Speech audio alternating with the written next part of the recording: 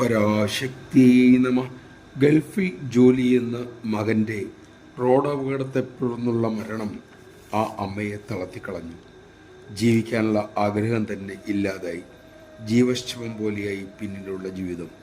വിവരമറിഞ്ഞ് ഗ്രഹസമ്പർക്ക പരിപാടിക്കായി അടുത്തുള്ള ആശ്രമത്തിൽ നിന്നും ബ്രഹ്മചാരിണിയും കുറച്ചു ഭക്തരും അവരുടെ വീട്ടിലെത്തി.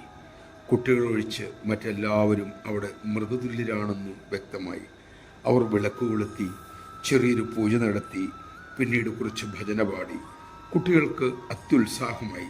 പിന്നീട് എല്ലാവരും ഒരുമിച്ചിരുന്ന് കുറേ നേരം നമഃശിവായ ജപം ആരംഭിച്ചു.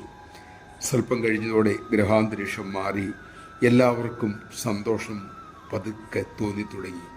മടങ്ങുമ്പോൾ ബ്രഹ്മചാരിണി പറഞ്ഞു, മക്കളെ, നാമജപം മുടക്കരുത് കേട്ടോ. അവർ തലയാട്ടി. പിന്നീട് ആ വീട്ടമ്മ അമ്മയെ കാണാൻ ആശ്രമത്തിലെത്തി. മന്ത്രോപദേശവും വാങ്ങി മടങ്ങുകയും ചെയ്തു. നമഃശിവായ. തിരുനാമജപം എന്തൊക്കെ തന്നെ നേടിത്തരില്ല.